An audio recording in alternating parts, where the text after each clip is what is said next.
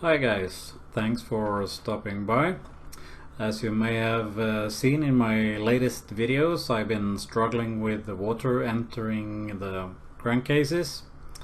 It was a real drag finding where that came from, but with pressurizing the coolant, circulating it through the engine at 70 degrees Celsius, adding pyranine to it so it became fluorescent, and detecting the leak with a UV light and an endoscope, I managed to find the leak. Well, this leak wasn't very hard to find, was it? It is leaking over the copper head gasket. This was because the cylinder head was 0.06 of a millimeter bent. So I had it milled 0.07 of a millimeter, and then it was tight. The next leakage test showed that there was a leak between the crankcase and the head spacer. That caused coolant to enter the camshaft tunnel. It was because the shroud on the spacer was 0.05 of a millimeter too high, making the sealing surfaces not meet quite. I machined the shroud, and then it was tight. The third test showed that there was still coolant leaking. This time it was coming across the O-rings on the cylinder sleeve. With the endoscope, I could see that the position of the leak was where the crankcase halves meet. After a closer look, disassembling the whole shebang, I could see that the cases have been over-ambitiously deburred when machined. Deburring the cases at the position of the O-rings creates a groove that the O-rings have a hard time sealing, of course. So I added some material with a TIG weld and grinded it carefully. After this attempt, the engine was finally tight. Everything is pretty much okay now. Water is where water should be. Don't mix with the oil, and I got the spherical roller bearings as main bearings, so everything is alright in that respect. But it is vibrating a lot, and because I put the counterbalancer in the dustbin, so I need to rebalance the crank, and I need to do it before the next practice, which is on Sunday afternoon. And right now it is Friday PM 18:20, and now I start adding a chunk of this to the crankshaft to rebalance it. So the clock is ticking. Need to go. Taking the engine out of the frame is pretty neat work. It only takes half an hour.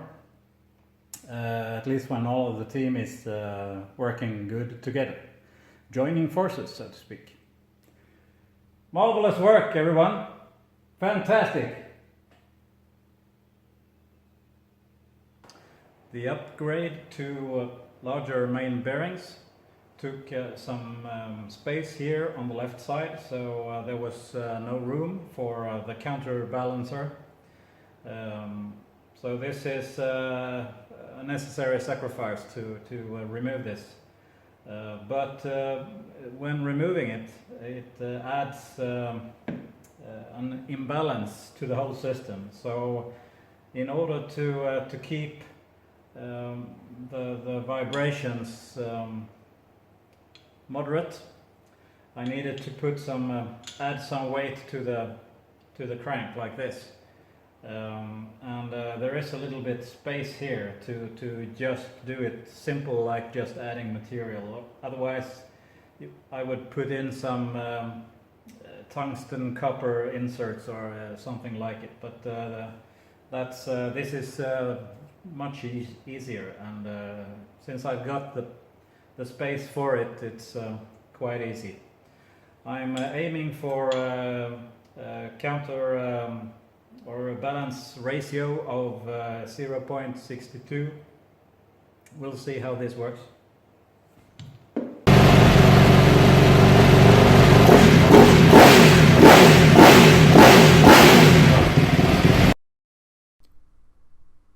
After a successful test start, we decided to take it to the track, so there was a training opportunity in a close-by track called Sturup Raceway, and it performed quite well, a couple of laps, but after a while it started behaving like a rocking horse. It was impossible to push any further.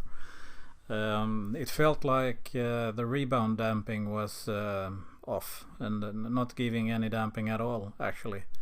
Once back home, I disassembled it, and the reason was quite obvious. The rear shock was broken in two, which is a common super mono behavior due to the vibrations. But time was short. It was only a week before the first races, so in order to be able to transport the bike, I put in and mounted a Lane Woodstock edition. I got my rear shock repaired and upgraded and delivered directly to the racetrack in Norway at Våla Trafikksenter. So I went a couple of laps on the practice for the free one, and but the bike wasn't behaving as it should. It was not giving power when I was putting on throttle out of the corners. So I thought it might be because it was running cold.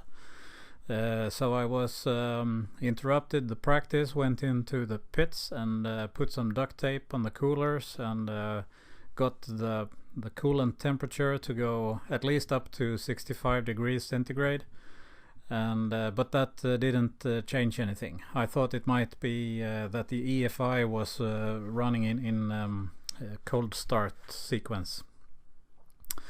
So this was not possible to push any further. As not having proper power when you're supposed to get out of the corners, it's trashing in the whole experience. So I decided to go into the pits, and while doing it, I put on a lot of throttle in the S's, and all of a sudden the bike supplied all the power and more. So I high-sided and took a giant nosedive, which caused a collarbone fracture, one fracture at the right foot, and my left hand also got a beating.